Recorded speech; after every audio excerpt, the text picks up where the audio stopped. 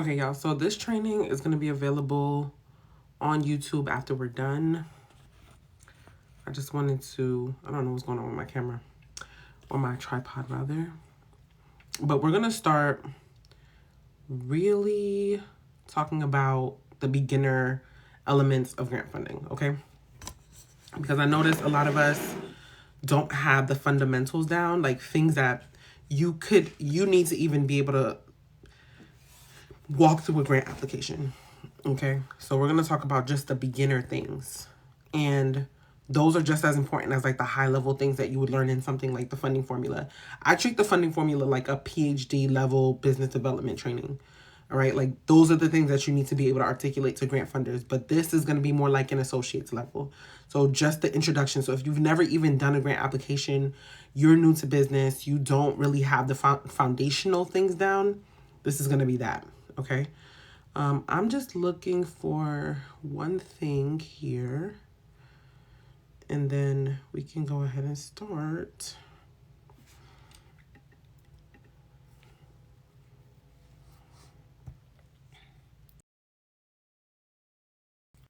Okay. I don't think TikTok's going to be nice to me today, so let's see.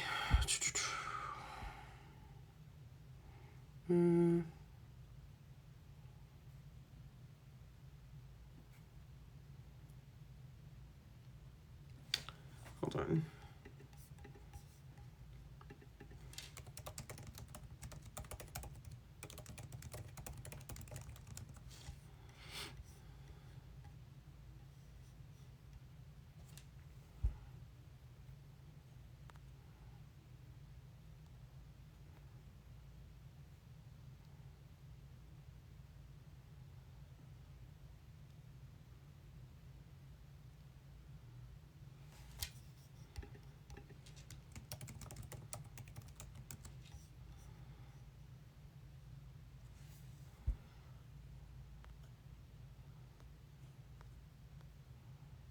Okay. I don't know if it's going to let me do it, but either way. All right. So we just wrapped up the workbook for Watch Us Win. All right. So watch us win or win with us. That's how that was going to work. All right. If you want, hold on one second. One second.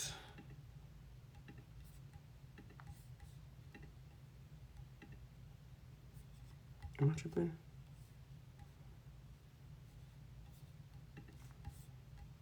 Okay, so before we get started, for real, does anyone have any questions or want to know more about grant funding from the beginner level? Like, there's no such thing as a stupid question. We're not playing those games.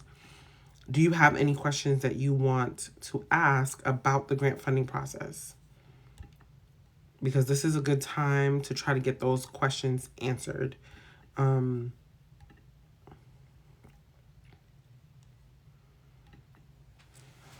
Let me know.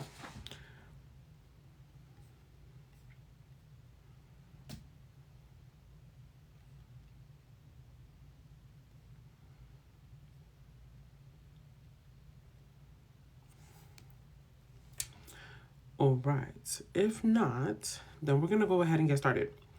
All right. So one of the first things that you definitely need to know is about your business name. All right. I know people really talk about the business name as if it's something that has to be super brandable, but there are business names that are not brandable, right? Like Kohl's. Do you know what Kohl's is? No, we don't know what Kohl's is. We just accepted that Kohl's name is Kohl's, right? Or Kahlua. We don't know what Kahlua's name is, but we've just accepted that that's their business name. That's their brand name, right? But there are some brand names when it comes to funding that do sound risky and that they do not want to be associated with, right? So one of the popular ones is guns, ammo, anything that has to do with even something that's gun adjacent or weaponry or anything like that, right? So those things do matter. What the name is does matter because some funders would not want to align with that. Now, you're free to choose whatever you want for your business name. However, you're putting yourself in a category where you might not be eligible for funding depending on the industry and the name of your business. All right. So if you're going to be looking for funding that is especially higher level funding, they're remember, it's not all altruistic. They are also wanting to align themselves with businesses that they can promote and talk about and show what they're doing and how they're doing it. If you have a company that does not align with their mission, or a lot of people's or organizations' missions, you might find yourself at a disadvantage because they don't want to fund you because your name has something that is considered high risk or is in a high risk industry, right? So if you are new to business and you're not yet established, or even if you just got established, your business name does matter, believe it or not. Okay. So that's one thing to highly consider. Am I saying change your name? That is up to you. Am I saying that your name is going to greatly impact how much funding you get and where that funding is coming from? If the funding is going to be maybe loans or other debt funding, and even then, because of the risk, you might be paying more money to borrow that money. That's possible. Okay. So just remember that and think about that when you're choosing your name for your business. And yes, it does matter. So any questions about that before we move on?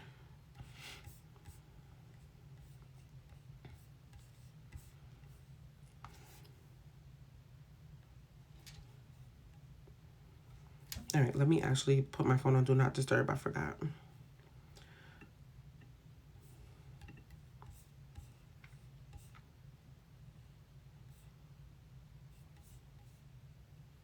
Okay. I'm going to give you, please use this as an interactive session, y'all. Whenever somebody wants to contact me, my hour is worth $125. This is your time, okay? Ask the questions. There's no such thing as a stupid question. There's no such thing as a bad question. Just let me know if you have any questions about the topic that we're talking about today, which is the names of your business and how they impact your ability to get funded, all right?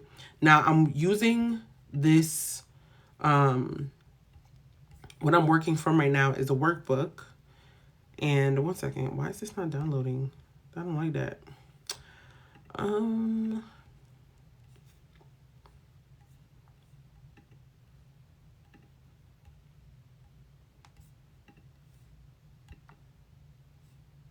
Okay, we'll figure that out later.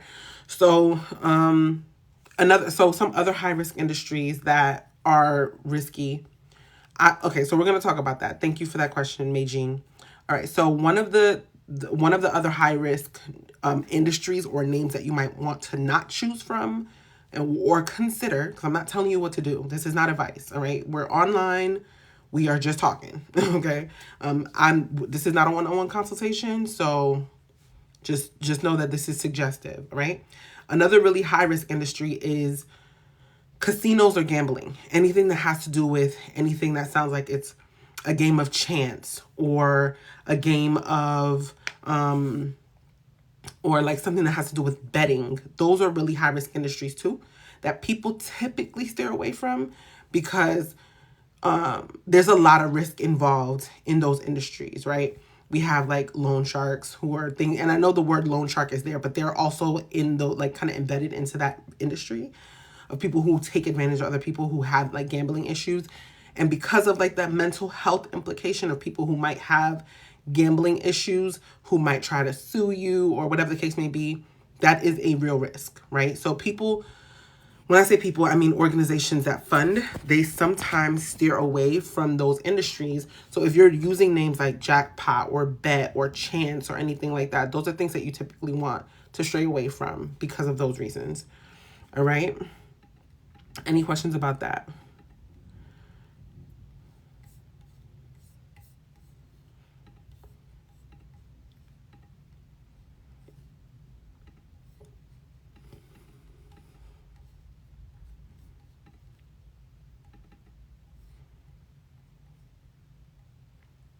Okay. So now another industry name that is kind of tricky and kind of gets people in trouble sometimes is anything that has to do with pharmaceutical or drugs. Yes. Because those industries are so highly regulated. Am I saying not to go into those industries? No, because I think there's really great future opportunities in pharmaceuticals and drugs. It's trending, right? When I do my business predictions, That's one of them, or that's an industry that a lot of money is going to be going into. One of our cohort 2 founders is in the pharmaceutical industry, and I invited her to come to the training after she applied because I realized that she's well positioned for that industry. Okay. So, but when you're picking a name, you want to be careful because of the nature of that industry. Highly regulated, right? You have the FDA, you have all these other organizations that are involved in the process of making your product or whatever you are going to be producing viable, right? So, and then you also have things like third-party testing and trials and, all these other elements that go into those industries. So you want to be really careful with the name that you pick so that it doesn't even suggest that you're in that industry, right? And like, for example, one of the companies that I invest in that is in the pharmaceuticals industry is Eli Lilly. Eli Lilly has nothing to do with pharmaceuticals. Their name doesn't even suggest that it would be something in pharmaceuticals, right? But it is. Okay, so it's kind of something like that. So think of it that way. So anything that has to do with like experimental or synthetic or proven or anything like that, I would stay away from those kind of names. All right. Another industry that I would stay away from when it comes to certain names, if you are in that industry and you are looking for funding, is the adult entertainment industry. Yeah. Okay. We're all adults. We're all grown. You can do what you want and watch what you want on your own time. However, when you're picking a name for your business, if you are in that industry, think about certain names that might be high risk to someone who's trying to give you money. So like explicit or casual or, triple X or whatever the case may be, you want to be careful for those kind of things. All right. Or those kind of names, because again, funders automatically look at that. Even though it aligns with what you're doing, funders will look at that and say, hey, this looks like it's going to be risky. I don't want to engage in that. Okay. All right. What else? Cryptocurrency is another one. All right. Because of its volatility, people typically stay away from crypto. It's not because there's anything wrong with it. It's not because it's bad or, it's not a viable thing to invest in. But if you're going to be teaching about crypto or engaging in any cryptocurrency like activities, the name will matter because, again, you don't want to be put in a situation where you're potentially eliminating yourself just based on your name, if that makes any sense. All right, y'all? So, I'm trying to think of what else. Could you guys think of any industry that you think would be really high risk? I want to see you guys' impacts or you guys' ideas around that. So I mentioned casinos. I mentioned adult entertainment industry. I mentioned guns and ammunition. I mentioned pharmaceuticals, crypto, but there's a couple others. So if you guys wouldn't mind sharing your industries or what industries you're in, we could talk about maybe some high risk names not to include, right? We'll look some up and we'll see what we should steer away from. Yeah, so, excuse me. I actually had that issue myself because I was in finance. Well, I am in finance, but I had a finance company that had the name credit in it. Very hard to find funding. All right. I made that mistake. And then my other company that I co-owned with my sister was a healthcare company, and it was not something that sounded like healthcare, even though we were in a high risk area in healthcare. We still were easily finding funding because the name really does matter, y'all. Like, I kid you not. It does matter. I was thinking of doing ATM machines. Okay. So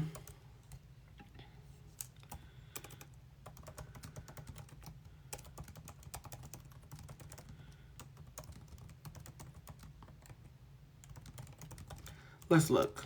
All right. So for ATM machines,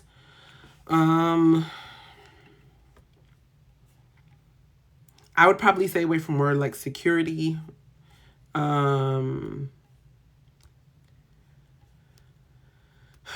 What else?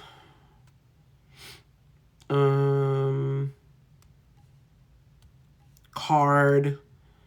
I know that sounds crazy, but yeah, anything that might suggest that someone has to put money somewhere into something, like even account or saver or something like that, because it suggests that someone else who might want to hack or scam or skim would be attracted to that too. So that's a risk that's presented with your industry or what it is that you're trying to do. Jen, sorry, I'm saying Jean, but it's Jen. Recruiting and employing. I feel like in recruiting and employing, honestly, you can kind of go with anything. As far as the names are concerned, because your if you can find a name obviously that fits more into the essence of what you're doing, that would be better. But if you, what are some words we should stay away from? Let's look. All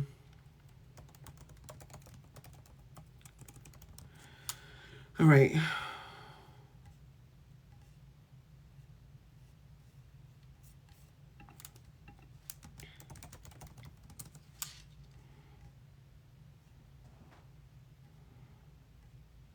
Okay, any disease words probably should stay away from, right? Any words that are alarming, you should probably stay away from too, only because you mentioned healthcare. So I'm going to touch the healthcare part. So if any words that sound like alarming or triggering, you should probably stay away from. And then also any words that are kind of like have to do with a pandemic or something like that. Like I wouldn't name my business COVID-19 employee care or something like that. You know what I mean? So just kind of stay away from those kind of words too. I'm kind of surface looking. I'm not doing a deep dive, but those, if I were going to be in that space, that's what I would do. Okay. 1 second.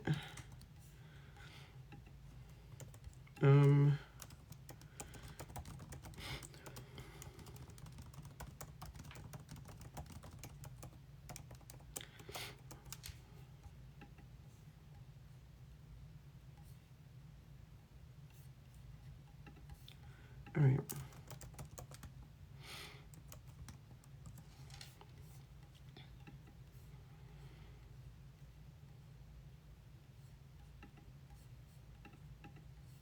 Yeah, that's pretty much it.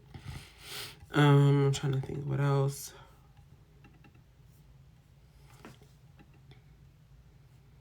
Okay. All right, so let's see if there's any questions. No problem. Hi, Gypsy Love. Let's see. Okay. So the next point that is going to be super important is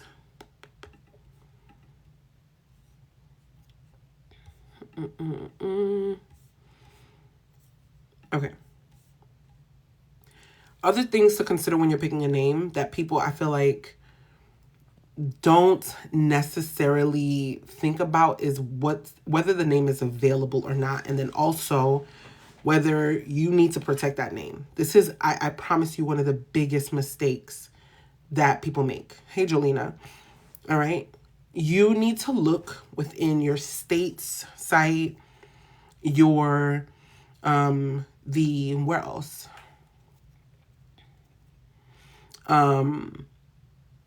The trademark, like where you go to file your trademarks. I forget the name of it. But where you go to file your trademarks, like just do an online search, do a search for social media handles, see if there's any other business operating within your country, within your state, locally, whatever, to see if that name is available. All right. Why is that important? Because if I'm going to give you, let's say I'm going to give you $100,000, right? You have everything in place, you're positioned for funding, and then we find out 2 months down the line that you have a name that is really close to another business name that kind of fits within your class. And one, you're not trademarked. Two, you're operating with a trademark that has a name that's already kind of similar. That is a risk, right? I'm not going to want to invest in you, unfortunately. Or I'm not going to want to fund your project because now you may have to potentially use part of those funds to protect yourself, kind of. So I'll answer your question in a second, Jolena. But you may have to use part of those funds to protect yourself instead of actually just using the funds to grow your business or meet your projected financial goals, versus now having to use some of that money to potentially protect your business through a copyright or a trademark or patent or whatever, and then also fight off the other person who has now the right to sue you because you're using their name. because you didn't do your due diligence, okay? So that's another thing with names that is super important. So high consideration. Now, Jolena, we're not covering business formation. We're going through the Win With Us or Watch Us Win workbook. And I'm just going over the first part of the workbook as far as helping people position themselves for funding. And this is for beginners. Very micro, nuanced things that you have to do and have to be put in place before you go and have your business plan or or even a proposal, anything that you want to do for high levels of funding in place. Okay, this is like the associate's level of funding, and then the funding formula is like the master's, PhD level of funding. All right. Now, I want to be clear. I'm going into a new industry. I use these same things. I don't teach you guys anything I don't use or wouldn't use or implement, okay? That's useless. Like, I requested a printed copy of this workbook and I will be going through it and documenting all of the things. Is this a risky word? Is this a word that is not likely to get funded? Is this, have I done my research about where to look for these additional places? I'm going to write down these words. I'm going to go through these things. This is something I do for myself and for clients, right? When they're in a new business, like, hey, you might want to change your name. This is something you might consider. Maybe when we did our research, we realized that there's too many companies within that same class that have a similar name, okay? So you think a name is just like, oh, this is catchy, this is cute, and you want to move forward with it, but there's a lot of consideration that goes into it before you move forward, all right, y'all? So just consider that real quick. Next, so we're talking about finding a name that fits within the industry that's not too risky, and then we're also talking about looking it up. Right now, when you get your workbook, you'll write it down. I want you to document these names that you should not use, and then you're gonna play around with word combinations of words that you could use. Right? You want something that fits into the essence of your business. You want something that fits into the essence of your industry, what you're trying to accomplish. Avoid the risky words, then kind of move forward from there. All right. Any questions before we move on?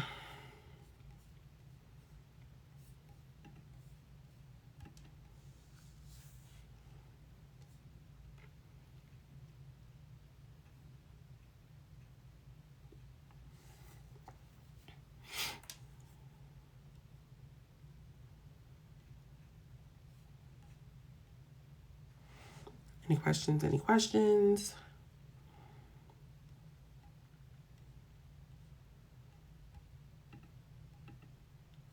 Okay. So, let's see.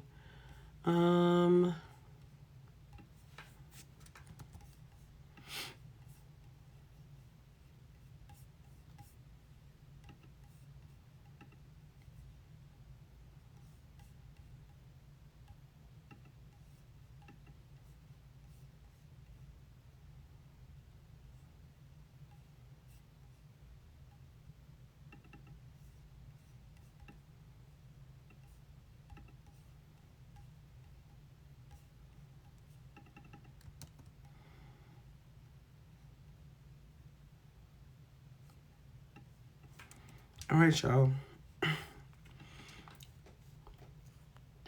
Hello, there been a while. It has been a while. Where have you been? All right, y'all.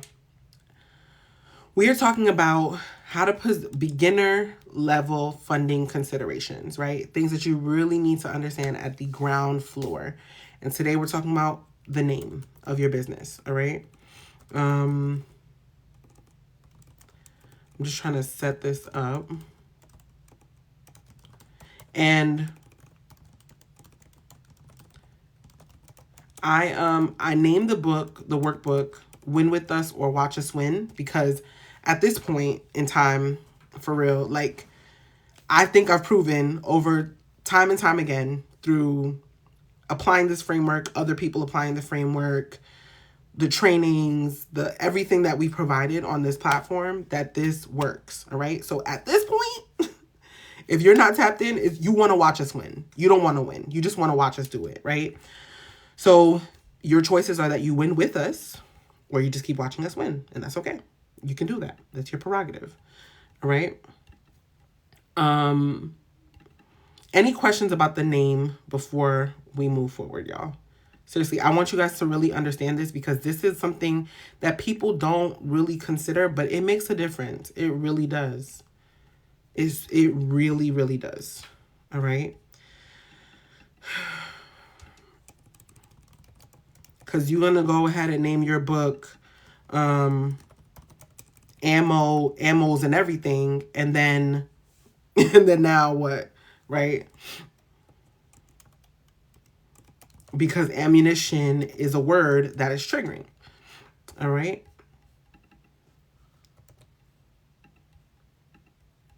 Okay.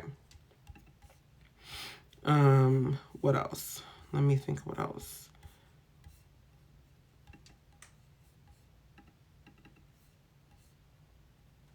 All right. I'm working on that right now. All right, Carolyn. So,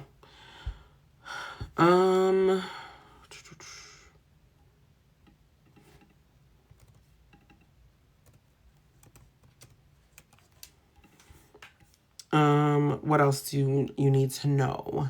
Do you have a December grant list? Yes, we do. I'm going to upload it later on tonight. All right. So, actually, matter of fact, I'll do it before we leave so that you guys can have access to that too. All right. How do you get trademark registered business? That's a great question. There is a link in my bio that has a free, well, it's not free. The list isn't free, but it is a list of pro bono clinics that will help you get your trademark. Some of them means you have to apply, right? Which is fine because you're not paying to get your trademark. Trademarks cost anywhere between like $1,500, $1,300 to $1,500 to a couple $1,000s. It could be anywhere from like $5,000 depending on how complicated your trademark is or how many things you are trademarking, right? So this gives you a list of pro bono clinics that will do it for you. They're like legal law clinics, all right? You can look it up yourself. You're more than welcome to. You don't have to buy that list. But that list is already comprehensive. All of the clinics that are in the United States that do it, that list is it's on there, all right? Speaking of trademarks, if you are tapped into the podcast, we interviewed a attorney. Her name is Celicia, and she let us know, and I agree with her 100%, that if you do not have a trademark, you do not have a business. Okay?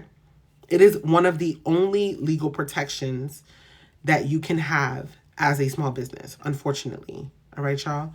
If someone wants to say that you're using, and you see it all the time, like I'm sure if you're on Business Talk or like you're in that space, you'll see other entrepreneurs talking about, oh, I've been running this business for 10 years and they did not protect their business. And then someone else goes and files a trademark with their business name because you can do that, right? There's no legal implication for not being able to do that. All right. So someone can just go and register your trademark and then now they can sue you for using their name and their likeness and the logos and everything that you've been doing, right? They can do that.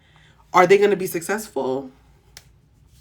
Who knows? Because now you have to go hire a lawyer and retain a lawyer to prove that you've been using this name for X amount of years or X amount of time. So either way, you're going to pay up, right? You're going to pay on the back end and you're not protecting your name, your likeness, your logo, what you do, who you are, whatever the case may be. And you're going to have to pay to protect it from someone who will trademark it, or you just pay to trademark it and protect your business. Now, a lot of funders are asking about trademarks. Are you, especially if they're higher levels of funding, when you're looking at these $1,000, maybe $5,000 micro grants, they're probably not asking that. Some do, but not all of them, right? When you're looking at higher levels of funding, 20, 30, 50, $100,000, they will be asking those questions, rightfully so, because are you protected? Can someone just come up and swoop up your name? Are you going to be in court trying to fight for your business? That's a legitimate question, right, y'all? Legitimate question. So think about that. There's a trademark protection toolkit. It's in the bio.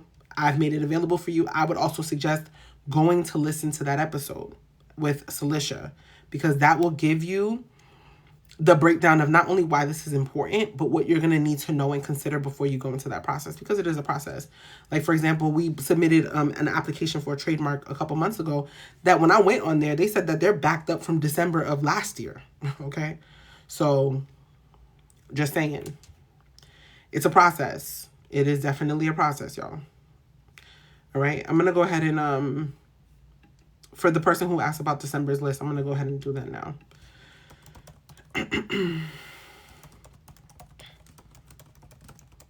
All right. So again, not trying to be redundant, not trying to be annoying. It matters. Okay. These little things, they do matter. All right.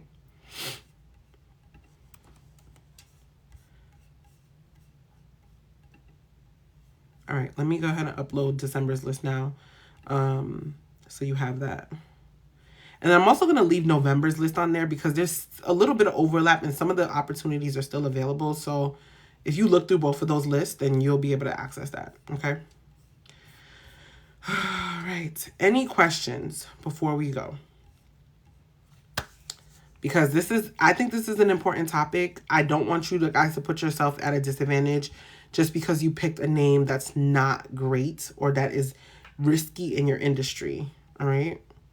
Also, a couple maybe other considerations. Is your name easy to say and easy to pronounce?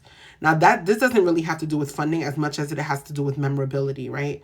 Now, you can kind of force the industry to adhere to your name and get on board with what your name is, depending on how impactful your business is. Like, that's a real thing, right? We've seen some names like Toyota. It's not an American name, but we kind of adopted it. We've made it our own. We've accepted that this is a car brand that we're gonna buy, and I believe it's Japanese, but don't fault me if I'm wrong about that. But I want to say it's Japanese, but we say it, and we say it just fine because it's had an impact on our culture for so long. It's affordable, it works, they're long lasting, so we just say Toyota because we know it's synonymous with a good car brand, right? So if you have enough impact where people are being impacted so widely and greatly, and that you're just going to force them to say your name, cool. But it's easier to have a brandable name like Amazon, right? Something that is easy, rolls off the tongue, people can remember. And this doesn't have to do, again, with funding, but it just has to do with memorability, like something people will remember. And you want people to remember your brand because, especially if you're new, other brands that they're already familiar with, you don't want to be fighting with them for your attention or your space in their head, right? Brands that have a cool meaning. Hey, Sharita. Brands that have a cool meaning, right? Like there was, I was looking for a pair of sneakers and now I don't remember it because just my memory is bad. I don't think the name was very catchy, but it had a catchy name and it had to do with these custom sneakers. I think it was like Catch Me If You Can or something. Yes, it's me in real life. So it had like a catchy brand name that had to do with the sneakers and had to do with like custom sneakers. So I thought it was cool because if I'm looking for the shoe place now, I can go back into Google and say, hey, custom sneakers. And then know, oh, this is the store I was looking for because it's memorable, right? And then we mentioned having the domains and the social media handles available too, because you want that consistency across all platforms. You don't want it to say, let's say you named your brand, you named your brand Kahlua, but then on social media, so it's Kahlua.com. But then when you go to your social media, it's Kahlua Foundation International or something like that, right? That causes confusion in the consumer's mind. And I just want you to know now, right? Like everything that we're going to go through in this workbook is to make your life easier for real, all right? Because consumers are lazy. They are.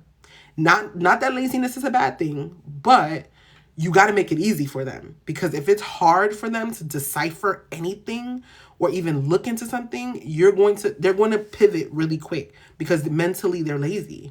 All right. Just as a business owner, I need you to know that, and I need you to adopt that and internalize that first step, like the first thing you ever do. Because if you are going to be naming your company something that is too taxing for them to pronounce or to remember, they're too lazy to try to commit it to their memory. It's true. All right. And plus, we have a lot of things going on in our mind every single day anyway, to be sitting here trying to remember something when I already know, for example, Tide and Gain are easy names to remember. But then if I'm trying to buy another detergent brand and it's something I can't pronounce or remember, that's going to make it more difficult for me as a brand owner. Right. And this is all about having mental real estate in the consumer's mind. So again, all of that to say, the congruency that you want across all platforms, your website, your social media, your whatever, do that so that it's easier for the consumer's mind, because we lazy. And I'm gonna take accountability for that too. I didn't remember the running sneakers name and I liked it. We're lazy consumers, all right? So just remember that too. And then, of course, the copyright and the trademark. You want to make sure that your content is copywritten. You want to make sure that your content is protected. Okay. And then the spelling, again, if the spelling is like weird or difficult to remember, it's also going to be difficult to pass it along too, right? So let's say someone wants to remember, they want to engage with your brand, right? They love your brand. Sorry, that was my phone dying. They love everything about your brand, but then they can't pass it along because they don't know how to spell it, right? Make it easy for them to pass along. So let's say they say, I want you to get this thing on Amazon. It's very, very easy to remember how to spell Amazon and pass that along. But if it's something else that's difficult, I'm thinking about something that's difficult to spell, a brand. What's a brand that's difficult to spell? I'm trying to think. I don't know. I can't think of one at the top of my head right now. But if it's a brand that's difficult to spell, it's going to be also difficult to pass along to others too, right? So you want them to share that. All right? Any questions?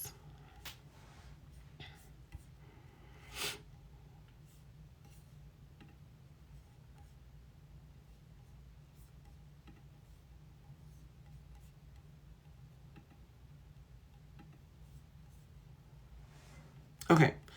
So if you grabbed your workbook, great. Okay? Because I actually want you to do the work. Hey, creative junkie. I like your name. So, we were talking about business names. We were talking about why it's important to funders, why it's important to protect your business name. We were going over some of the high-risk industries and giving examples of some names that, would be alarming. Some people shared their industry names, and then we just did like a quick Google search about different words that would be risky, right? So if you've grabbed your workbook, then you are going to, and I'm going to come on every couple days and we're going to go through this. If you're on the email list, you'll know when I'm coming live next time. All right. You're going to grab your workbook. You're going to do your research. You're going to do your homework about what is your industry. All right. What are some of the words that you want to avoid? We're going to select your name, and the workbook gives you space to be able to outline all of these things, right? And then I'm going to ask you to do different activities within the workbook that will help you solidify your ability to get this name down pat. There's other resources available too if you need to do things like trademark them. I told you about those. There's a toolkit, all right?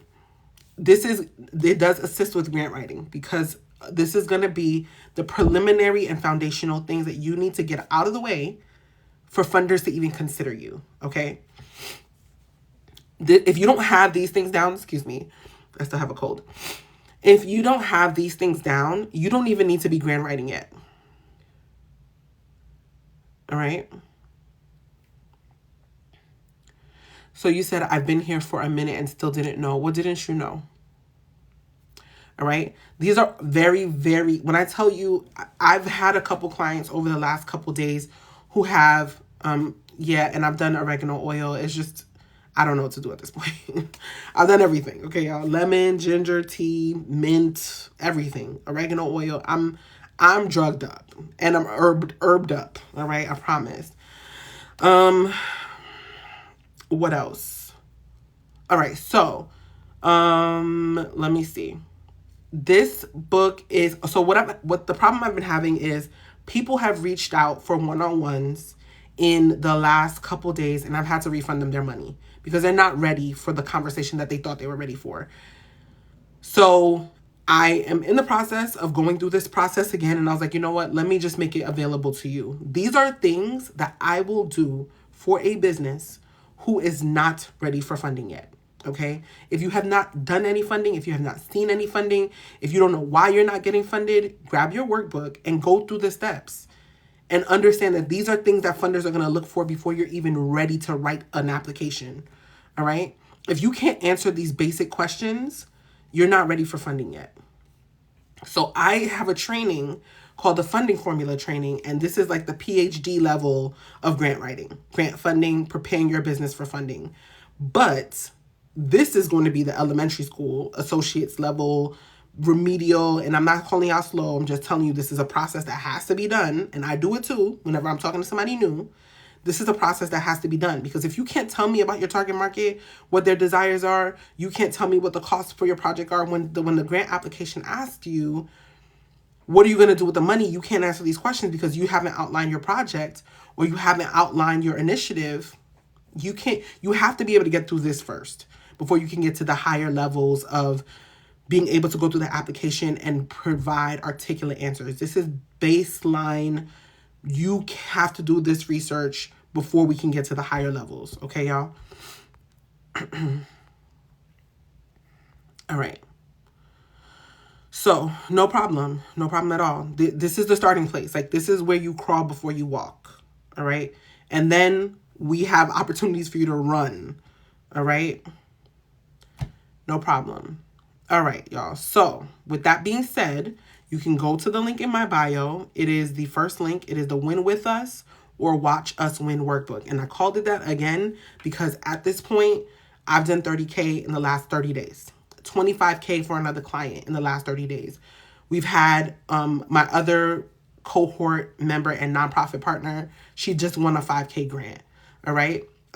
What else? We had winners from the cohort 1 series as well. There's no reason why, with all of the resources, information, jewels, opportunities that I've shared with you, you're not winning. It's because you just want to watch us win. Okay? You don't want to win. You want to watch us win. So that's why I called it Watch Us Win. I mean, Win With Us or Watch Us Win. Because if you want to win with us, all the resources are available. All right? There's the Win With Us and Watch Us Book workbook, trademark protection toolkit resource guide. It will give you the list of pro bono trademark clinics. All right? Also, there's a December grant list. Just uploaded it. All right. So these are the opportunities, because I mentioned it again. I'm going to say it and I'm going to say it again. I'm not trying to be boastful. I'm just being honest. All right. Having the opportunities do not matter. I'm going to tell you that right now. All right. They're important. You need to know what's available to you. But if I'm going to apply and you're going to apply and you do not have these frameworks down, my chances are greater, y'all. Okay, that's just the truth of it. I'm not trying to be prideful. I'm not trying to be boastful. All right, people don't like when I say that. Like, I've gotten DMs when I said it in the past, and they're just like, "Well, why don't you just?" No, it's the truth. If you drop me in a country and I have this language, and I drop you in the same country and you don't have the same language, who's gonna navigate easier? That's it. It's just facts. Okay, exactly. So I've made the resources available to you. Here you go. You can have them. I'm not hiding anything from you. This is what I do, exactly as I do it. So now we have that list. If you're looking for business credit and you're trying to build your business credit, there's a resource available for that too. If you're looking for state and local government contracting, there's a resource available for that too. If you want to learn how to do a SWOT analysis, there's a resource for that too. Every single thing that we've gone through, I've made a resource available for, okay? Everything is in the link in my bio. Every single thing. If you go to the link, every single available resource that I just listed off is there. And they are nominally priced. I'm not charging you $1,000 for lists. I'm not charging you $100 for lists. All right? Everything is affordable. If you go into that list and you say, I don't want to buy this or I don't want to do that, it's because you don't want to invest in yourself. You want to watch us win. I'm telling you, I've made this very accessible. All right. The only thing that costs upwards of a couple $100 and what you're going to have to invest in is the funding formula, because it is very high level and I'm very involved with you in it. And I'm also accounting for my time. All right. Like, I'm walking you guys through this, holding your hand. So that's why that one costs more. But everything else, very fairly priced. Okay. Any questions before we go? Because I really have to go now, for real. But any questions before we go? There's no such thing as a stupid question. This is your time, okay? Because if you want to talk to me outside of here, you got to pay money, okay? So use this time for real, y'all. When you see me on live, this is your time to ask your questions and go in, all right?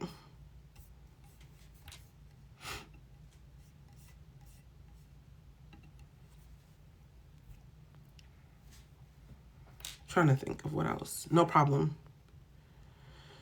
All right. Anything else? Any other questions? Do you write grant service? I was providing it as a service before, but I've actually pulled the service completely. Now, if you want to learn how to do it, you have to do it yourself. It's not honestly. Okay, here's how I feel about it now, right? It makes more sense for you to learn how to do this because then you'll be able to consistently get funded. All right? You'll know what opportunities are good for you. And then with the funding formula training, I've given you the framework for how to offload this to someone else because I truly believe you should be working on your business and not in your business, right? So all of those things are packaged to be able to help you understand what you need to understand about your business, articulate your business, have the assets you need for your business, and then give it to somebody else to make it their job to do. All the resources are available for that. Okay. So yes, I did provide it as a service. I'm not doing it anymore. It's better for you to be able to know how to do it. You will be an empowered and informed recipient moving forward. All right. If you have a mobile business, should I register my business with personal address? I can't tell you that. Unfortunately, that's kind of like in the advice area that is outside of my scope of permissible answers. You should talk to a CPA or an attorney about those kind of questions. And it's not that I don't want to answer it. What I can tell you is what I would do if you're okay with that answer or that kind of answer. I would tell you that I personally would not use my personal address. And some of the reasons include, depending on the state that I'm incorporated in, that is not private information, right? So if I were to incorporate my business and I was going to use my personal address, I would choose a state that had some anonymity, okay? I'm just telling you what I would do. I'm not telling you what to do. I'm going to make that very clear, okay?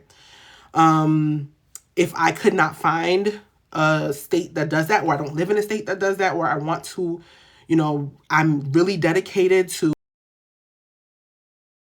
sorry, my phone was dying again. If I'm really dedicated to being in a certain state, I would look into having a registered agent, which will give me an address that has nothing to do with my personal address. But everything I need to would be with them. It will go there. Mail would go there. Correspondences will go there. That's the address that I would give. And then the registered agent would collect that information for me. And then I would contact them when I need them to forward that mail to me. That's what I would do. I'm not telling you what to do. Okay? But if you want a solid answer, I would contact an attorney or a CPA. All right? They can give you more information about that. All right. Okay, that should be sufficient. All right.